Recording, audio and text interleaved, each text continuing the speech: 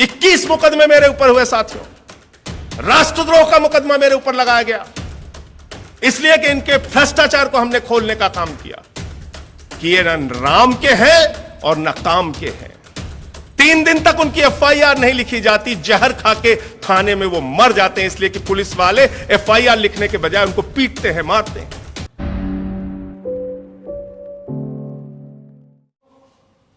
उत्तर प्रदेश आज एक बड़ी चुनौती के दौर से गुजर रहा है। अगर हम किसान की बात करें तो उससे वादा किया गया था कि तुम्हारा कर्ज माफ किया जाएगा, लेकिन 2 रुपए, 1 रुपए, 10 रुपए कर्ज माफ करके उसको अपमानित किया गया। 3 काले कानून उसके खिलाफ बनाए गए, 1 साल तक वो सड़क पर बैठा रहा, उसको लाठियों से पीटा गया, उसके ऊपर आंसू गैस के गोले छोड़े गए, दुश्मन देश के नागरिक की तरह उससे व्यवहार किया गया। अगर हम नौजवानों की बात करें, नौजवान जब जब अपना रोजगार मांगने के लिए सड़क पर निकला, उसको लाठियों से पीटा गया, उसके ऊपर फर्जी मुकदमे लगाए गए, रासुका लगाई गई उसके ऊपर। वो कहता था हमें एक नौकरी दे दो, योगी की सरकार कहती थी नौकरी नहीं देंगे, मुकदमे देंगे तुमको। हमने इसी उत्तर प्रदेश में पहली बार आजादी के बाद वो दृश्य देखा जहां हमारी शिक्षा मित्र महिलाओं ने, सुहागिन महिलाओं ने सिर मुड़वा के अपना विरोध प्रदर्शन किया। हमने देखा नौजवानों को बर्बरता पूर्वक लाठियों से पीटा गया, मां बहन की गालियां उनको दी गई। हम वो दृश्य भूल नहीं सकते। टीईटी की परीक्षा के लिए 23 लाख छात्र अपने अपने सेंटर पर पहुंच चुके थे और बताया गया पेपर लीक हो गया। गेट पकड़ के रो रहे थे हमारे नौजवान। नौकरियां तो उनको दे नहीं पाते, उनको पेपर लीक के जरिए अपमानित करने का काम, लाठियों से पीटने का काम, पेपर लीक के जरिए उनके भविष्य को बर्बाद करने का काम यह सरकार करती है। और एक पेपर लीक नहीं हुआ, जेई का पेपर लीक, पुलिस की परीक्षा का पेपर लीक, शिक्षक भर्ती का पेपर लीक, बीएड की भर्ती का पेपर लीक, बीटीसी की भर्ती का पेपर लीक। यह पेपर लीक सरकार चल रही है आदित्यनाथ जी की। सरकारी नौकरियां हैं, लेकिन सरकारी नौकरियां देने की मंशा नहीं है। किसानों को उनके फसल का दाम दिया जा सकता है, कर्ज माफ किया जा सकता है, लेकिन सरकार की नीयत नहीं है। आज आपको यह सोचना पड़ेगा, उत्तर प्रदेश के किसानों और नौजवानों को सोचना पड़ेगा, क्योंकि स्वर्गीय लाल बहादुर शास्त्री ने नारा दिया था, जय जवान जय किसान। किसानों और नौजवान भाइयों, आपको सोचना पड़ेगा उत्तर प्रदेश को 75 वर्षों में कितना पीछे धकेला है हमारी राजनीतिक पार्टियों ने। और कोई एक दल नहीं, कांग्रेस पार्टी का लंबे समय तक राज रहा, समाजवादी पार्टी का लंबे समय तक राज रहा, बहुजन समाज पार्टी का लंबे समय तक राज रहा, और यह भारतीय जनता पार्टी जिसने देश को बर्बाद करने का ठेका ले रखा है, उसका लंबे समय तक उत्तर प्रदेश में राज रहा। हमको कुछ नहीं हासिल हुआ, ये अरबपति करोड़पति बनते चले गए। हमारे मुद्दे आज भी उसी तरीके से जिंदा हैं, उन पर कोई बातचीत करने के लिए तैयार नहीं। माताओं बहनों की सुरक्षा की बात अगर हम उत्तर प्रदेश में करें, एंटी रोमियो बनाने की बात कहती थी भारतीय जनता पार्टी। कहती थी हम महिलाओं को सुरक्षा देंगे, नारी शक्ति का मिशन चलाया इन लोगों ने। लेकिन अखबार के पन्ने खोलकर पढ़िए, 6 साल, 8 साल, 10 साल की बच्चियों के साथ बलात्कार की घटनाओं से उत्तर प्रदेश के अखबार भरे रहते हैं। उत्तर प्रदेश में माताओं बहनों की सुरक्षा की हालत यह है कि हाथरस में एक बेटी के साथ गैंगरेप होता है, गैंगरेप करने वालों के साथ आदित्यनाथ की सरकार खड़ी होती है, और रात में 2 बजे एक गरीब की बेटी को जला दिया जाता है। उत्तर प्रदेश में कानून व्यवस्था की अगर आप बात करें तो मनीष गुप्ता के मामले में आज ही निर्णय आया कि पुलिस वालों ने पीट पीट के उसकी हत्या की थी। इंद्रकांत त्रिपाठी व्यापारी गिड़गिड़ा के मुख्यमंत्री से प्रार्थना करता है, एसएसपी हमसे रंगदारी मांग रहा है, मुख्यमंत्री जी हमारा जीवन बचा लीजिए वरना मेरी हत्या हो जाएगी, और 1 हफ्ते बाद उसकी हत्या हो जाती है। महोबा का एसपी फरार है।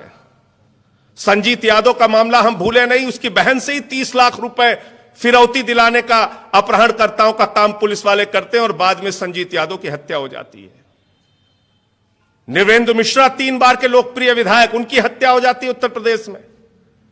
अरुण वाल्मीकि की हत्या हो जाती है, सफाई कर्मी आगरा के अंदर पीट पीट के पुलिस वाले मार देते हैं। आज उत्तर प्रदेश पुलिस उत्पीड़न का गढ़ बन चुका है। आज उत्तर प्रदेश पुलिस के द्वारा शोषण किए जाने का एक प्रमुख अड्डा बन चुका है। आज उत्तर प्रदेश हत्याओं का, पुलिस के द्वारा की गई हत्याओं के मामले में सबसे नंबर 1 का राज्य बन चुका है। आज जब मैं आपसे बातचीत करने आ रहा था तो अभी मैंने अरुण गुप्ता की पत्नी से बात की, कानपुर के घाटमपुर की रहने वाली। थाने में चोरी की एफआईआर लिखाने गए थे अरुण गुप्ता जी। 3 दिन तक उनकी एफआईआर नहीं लिखी जाती, जहर खा के थाने में वो मर जाते हैं, इसलिए कि पुलिस वाले एफआईआर लिखने के बजाय उनको पीटते हैं, मारते हैं। यह है उत्तर प्रदेश में कानून व्यवस्था की हालत। और भ्रष्टाचार खत्म करने की बात कह के आए थे आदित्यनाथ जी। उन्होंने कहा था भ्रष्टाचार मिटाना है, गुंडाराज मिटाना है। क्या हालत है इस सरकार की? कोरोना की महामारी में जब आपकी जान जा रही थी, शमशान की लकड़ियां खरीदने में दलाली की गई उत्तर प्रदेश के अंदर। कोरोना की महामारी के दौरान ऑक्सीमीटर की खरीद में घोटाला, थर्मोमीटर की खरीद में घोटाला। 12,000 का ऑक्सीजन सिलेंडर 55,000 में खरीदा गया। गरीब के बच्चे के लिए इस्तेमाल होने वाला 8 लाख का वेंटिलेटर 22 लाख में खरीदा गया। और इसके तमाम साक्ष्य प्रमाण मैंने सरकार को दिया, लोकायुक्त में दिया, तमाम जगहों पर शिकायतें की। उस पर तो कोई कार्रवाई नहीं हुई, मुझ पर मुकदमा करते चले गए। 21 मुकदमे मेरे ऊपर हुए साथियों। हमारे पार्टी का दफ्तर खाली करा दिया गया। राष्ट्रद्रोह का मुकदमा मेरे ऊपर लगाया गया, इसलिए कि इनके भ्रष्टाचार को हमने खोलने का काम किया, इनके गुंडाराज को हमने खोलने का काम किया, इनके आंख में आंख डालकर बात करने की हिम्मत हमने की। हमने बताया कि ये न राम के हैं और न काम के हैं। हमने बताया कि किस प्रकार से इन्होंने जल जीवन मिशन में घोटाला किया, लोगों के घर में पानी पहुंचाने की योजना में हजारों करोड़ का घोटाला किया। 9 करोड़ रुपए तो तब निकाल लिए गए जब कस्तूरबा में, जहां पे वंचित समाज की गरीब बच्चियां पढ़ती हैं, उस कस्तूरबा में बच्चियों के नाम पे 9 करोड़ रुपए उस वक्त निकाल लिए गए जब कोरोना में विद्यालय बंद था, उनके भोजन के नाम पे, स्टेशनरी के नाम पे पैसा निकाल लिया गया। वो भ्रष्टाचार हमने खोला। उत्तर प्रदेश के अंदर सरकारी स्कूलों में नमक रोटी बच्चों को खाने को मिलती है। उत्तर प्रदेश के अंदर अस्पतालों के दृश्य हमको मीडिया वालों ने दिखाए, जहां जिस कुर्सी पे डॉक्टर को बैठ के ओपीडी करना चाहिए वहां कुत्ते बैठते हैं। उत्तर प्रदेश में हमने देखा कि इस सरकार ने भगवान श्री राम को भी नहीं छोड़ा। प्रभु श्री राम के मंदिर की जमीन के नाम पे जो जमीन खरीद की गई, उसमें भी घोटाला कर दिया। 2 करोड़ की जमीन 5 मिनट के अंदर 18.5 करोड़ में खरीदी ट्रस्ट के लोगों ने। इतने बड़े बेईमान तो ना ये राम के हैं, ना ये काम के हैं। ये चंदा चोरी भी करते हैं और भ्रष्टाचार भी करते हैं आपकी सरकारी योजनाओं में। इसलिए हमारी आपकी जिंदगी में बदलाव नहीं आ रहा है। ऐसा नहीं कि संसाधन कम है, ऐसा नहीं कि आप में योग्यता कम है, ऐसा नहीं कि उत्तर प्रदेश के अंदर नौजवानों के अंदर क्षमता कम है, किसानों के अंदर क्षमता कम है। लेकिन हमने देखा है महीनों महीने किसान को इस उत्तर प्रदेश की सड़कों पर संघर्ष करना पड़ा। उसको अपना गन्ना खेत में जला देना पड़ता है, उसको अपना अनाज मंडियों में सड़ा देना पड़ता है, उसकी सुनी नहीं जा रही है। तो क्या हम इसी सड़ी गली व्यवस्था में जीते रहेंगे? क्या हम जातियों और धर्मों के नाम पर राजनीति करते रहेंगे?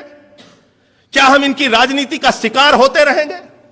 75 वर्ष हो गए साथियों, 175 वर्ष बीत जाएंगे तब भी हमारी जिंदगी में कोई बदलाव नहीं आएगा अगर हम जाति धर्म से ऊपर उठकर मुद्दों के नाम पर राजनीति नहीं करेंगे। और इसलिए आम आदमी पार्टी ने संकल्प लिया है कि हम मुद्रा बनाम मुद्दा की राजनीति लाएंगे। वो मुद्रा पे चुनाव लड़ेंगे, हम मुद्दा पे चुनाव लड़ेंगे। और हमारे मुद्दे क्या हैं?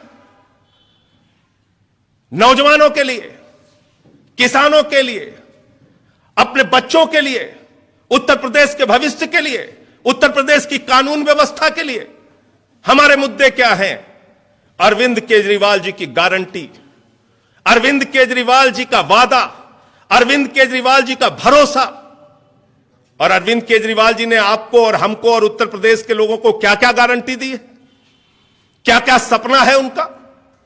आज बिजली का संकट एक बहुत बड़ा संकट है उत्तर प्रदेश में साथियों। बनारस के साथी जानते होंगे, अशोक भारती, मोची का काम करने वाला वो शख्स, जब उसके घर 30,000 रुपए का बिजली का बिल आया तो जहर खा के मर गया। बिजली के बिल के कारण लोग आत्महत्या करने को मजबूर हैं। उस अशोक भारती की तकलीफ हमें याद है।